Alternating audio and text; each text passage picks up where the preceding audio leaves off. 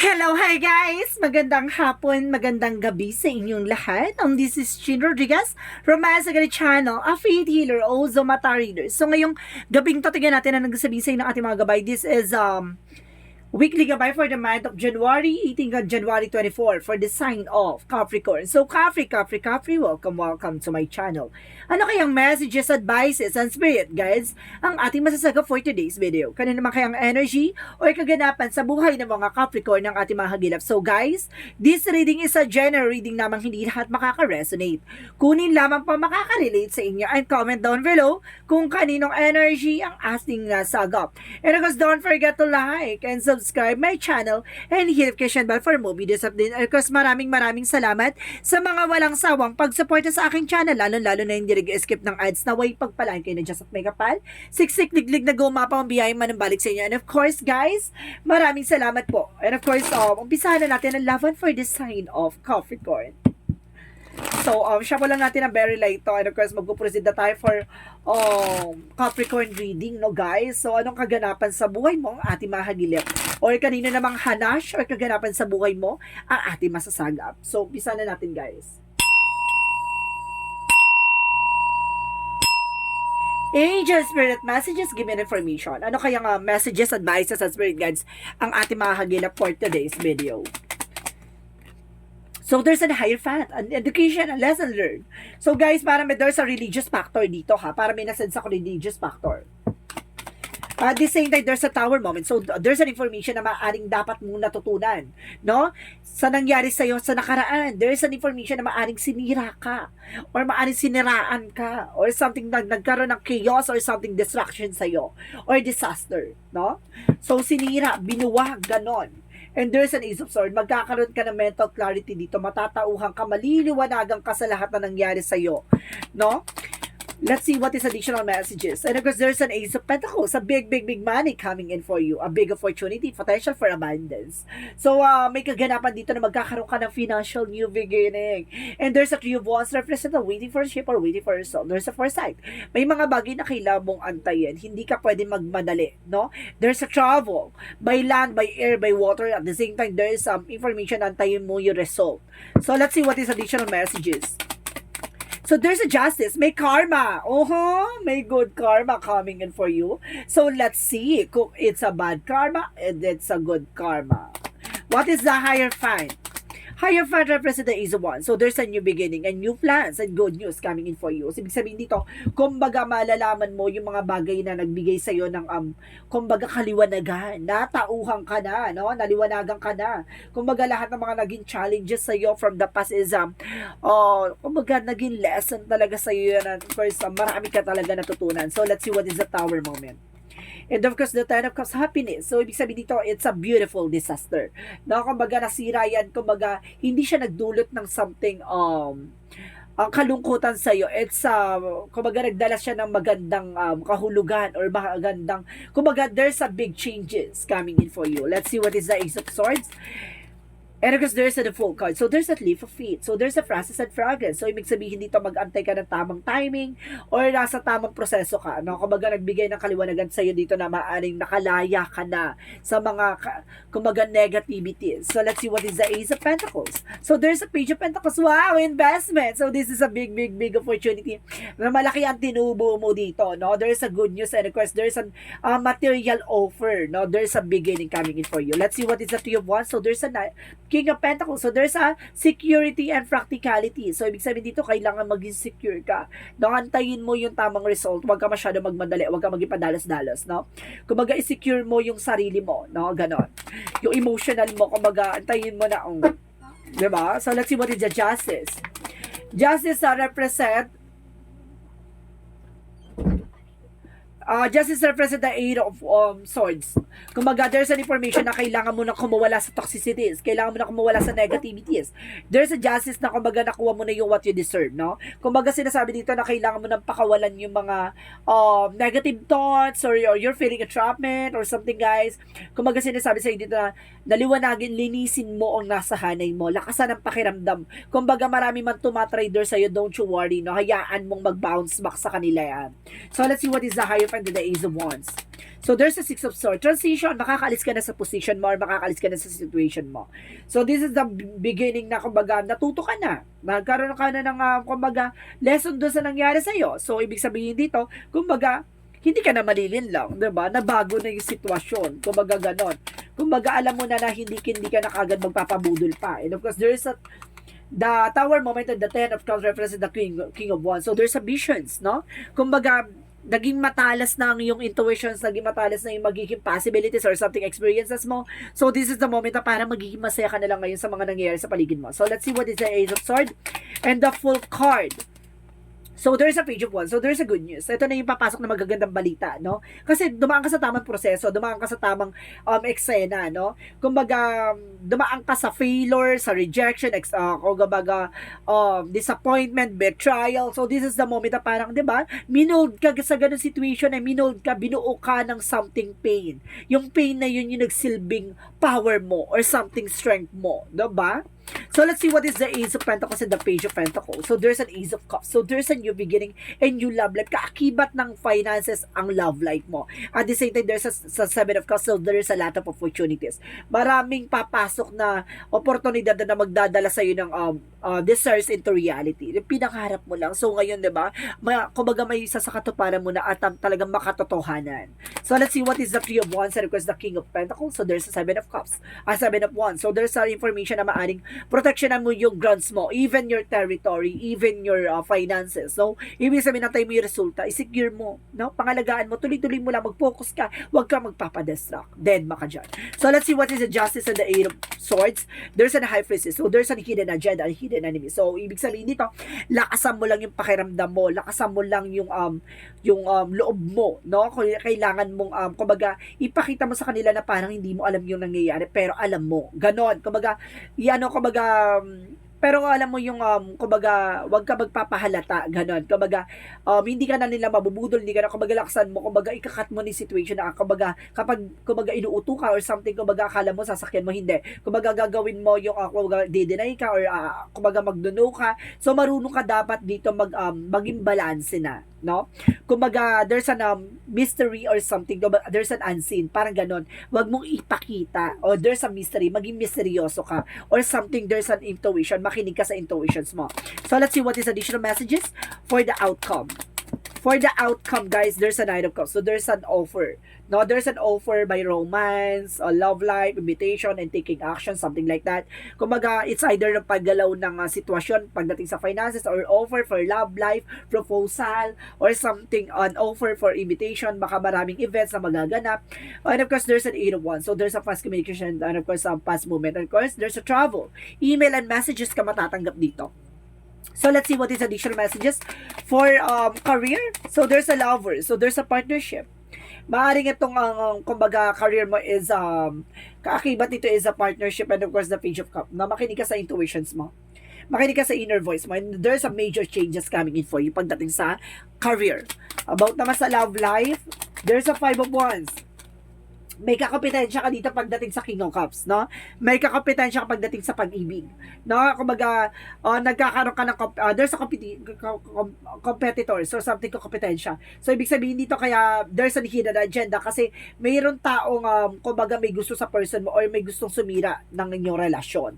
So pagdating naman sa health is the Judgment. And of course, there's a King of Cups. So, magkakaroon ka ng healing. So, and of course, sinasabi dito about sa spirituality. It's all about spiritual. No? Ibig sabihin na itong tao na to gumagawa sa'yo ng hindi maganda. Kasi, kumbaga, inoorasyonan ka or something, kumbaga, kailangan mo siyang i-burst ng dasal. No? Magdasal ka, kumbaga, hilingin mo sa Ama yung protection mo or something. Kumbaga, mag-provide ka ng protections. Nasa ganun, hindi ka napapasukan ng kahit anong, kumbaga, gawa ng black magic. At the same time, magkakaroon ka na ng healing dito. No? So, let's see what is the magical fairy messages. For magical fairy messages, angel spirit guides. For magical fairy messages, so there's an emotional healing. Magkakaroon ka ng healing dito by your emotions, no? And of course, there's a get some exercise. Excuse me. So, kailangan yun exercise dito. Of course, palakasin at patibayin mo ang iyong katawan, no? So, marami ka pang laban na tatahakin. So, let's see what is the yin and yang oracle card. So, tina-target ka dito by your emotions, no? Alam nila yung kahinaan mo, yung emosyon. Kumbaga, doon ka kasi nila talaga tina-target, yung sang kamahina.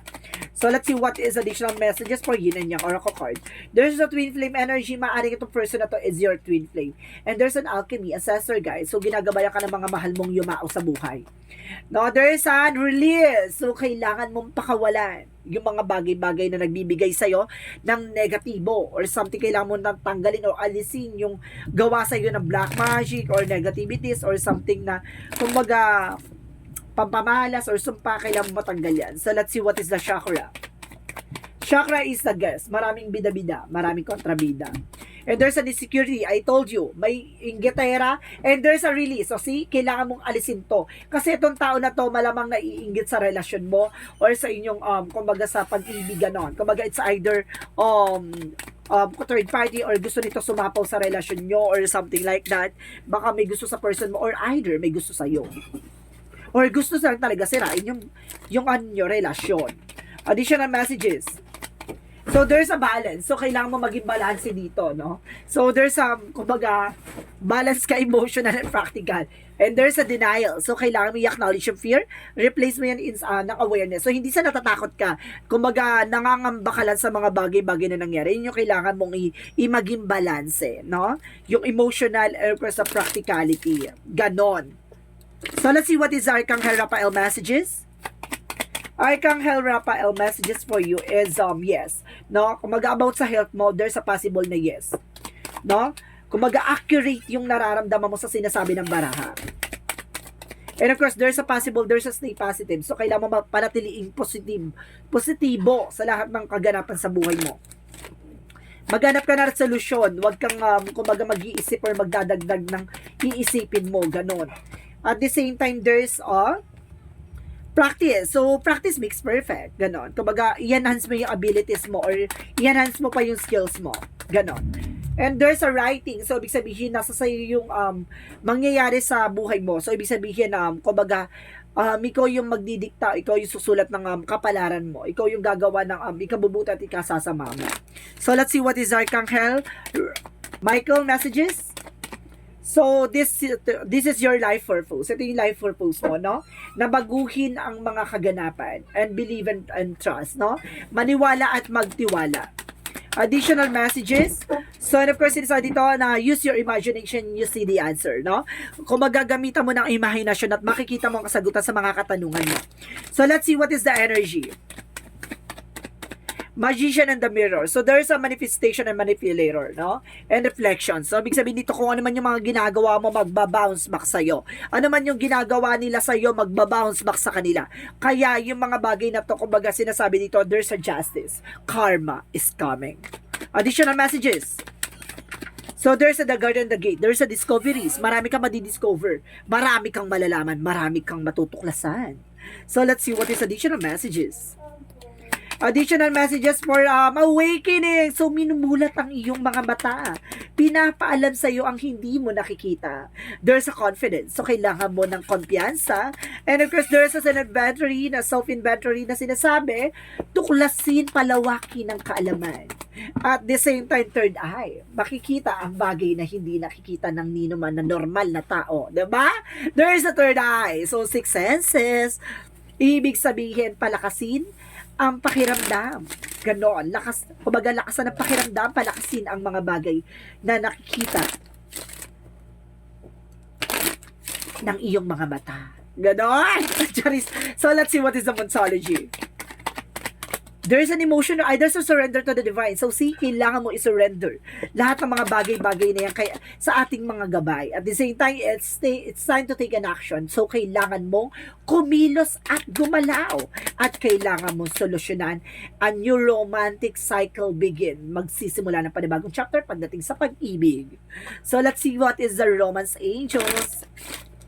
Pagdating sa Romance Angels, tingnan natin kung ano tong pasabog sa'yo. So, attraction. So, very attractive, no? It's either ikaw o yung person mo. No? Pag nagmamahal ka siguro, palaging may sapaw and there's a release your ex, no? Pakawalan mo na ang nakaraan. No? Pakawalan mo na ang ex mo or either baka ito ay ex ng person mo. no? Kaya bumabalik-balik. Charis. And there's a new earth. It's happening. Nangyayari. Keep holding the visions, no? Tama ang sinala mo. Nangyayari na nga. At the same time, there's an earth. No? You're learning how to be human. So, matuto ka na, ganun talaga ang tao. Maraming insecure, maraming inggitera. No, kaya kailangan dumistansya because child of the cosmos, so the intelligent the universe that lies within you. Ibig sabihin, ibibigay ni God, no, ang katalinuhan at kaalaman sa'yo at yung mga bagay na talagang para sa'yo. So let's see what is the Jesus loving quotes. Jesus loving quote said, "Peace be with you, my Father has sent me." Ibig sabihin dito, ipagkakalob sa iyang kapayapaan tulad ng binigay na kapayapaan ng ating Ama ng nasa langit. So, let's see what is the angel's answer. So, guys, mag-isip kayo ng katanungan, nandito ang kasagutan. Bibilang ko na 3, kailangan nakapag-isip ka na, okay? 1, 2, 3. Angel's answer. Give me an answer for the question. Okay. A year from now. So, ngayong taon na to, no? Ngayong taon na to. And wait, so there's more. So, kailangan mo mag-antay. Huwag kang magmadali. And there's a compromise. So, may pinagkasunduan. No? May pinanghako. So, nandito na ang everlasting promises. Charis! So, let's see what is the angel's number. So, anong sasabihin ng angel's number for you? There's a possible na 24. I am generous. So, you are very generous person. Na? You have a heart of gold and a very skilled in maintaining balance. Stable relationship. You are loyal to your loved ones. You are able to be the nurturer, protector, and provider at all once. So, hindi ka natatakot mag-take ng risk at kumbaga, pinoproteksyonan mo at pinangangalagaan mo pag yung mga taong mahal mo sa buhay ay kumbaga, nandun sa sitwasyon na alam mong kailangan ng tulong. So, this is the moment na kumbaga, napakabuti at mabusilak mo, yung mabusilak ang yung puso or kumbaga, mababa ang kalooban mo, no? Parang mabilis ka maawa or something. Kumbaga, ganon. Kumbaga, alam mo kung sino tutulungan, alam mo kung ano yung gagawin mo para makatulong. So, let's see. What is the messages of life? Let's see what is the messages of life. And of course, sinasabi dito, there's a discovery. Wow! Talaga marami ka madidiscover. Today, I release my old belief, conviction, and preconceived notions in their place. I seek new ideas, innovation, and endless possibilities. I am adaptable. I am able to see beyond my previous limitation and discover greater worlds inside me. So, ibig sabihin dito, marami ka pang madidiscover sa sarili mo. No, marami kang matutuklasan at marami kang mauunawaan at marami kang malalaman. So, ibig sabihin dito, wala ka pa sa exciting part. So, this is the moment, guys. So, this is a weekly gabay for the month of January 18 hanggang January 24 for the sign of Capricorn. So, Capri, maraming salamat for your wonderful reading. So, once again, this is Shin Rodriguez from Masagali Channel, a faith healer, also mata reader. And of course, guys, this reading is a general reading lamang. Hindi lahat makaka-resonate. Kunin lamang po makaka-release sa inyo and comment down below kung kaninong energy ang ating nasagap. And of course, don't forget to like and subscribe my channel and hit notification bell for more videos update. And of course, maraming salamat sa mga walang sawang pag-support sa aking channel, lalo na hindi nag-skip ng ads. Naway pagpalain kayo ng Diyos at may kapal, siksik, liglig na gumapang biyay manabalik sa inyo. And of course, maraming salamat and see you in the next video. Bye-bye! And babush!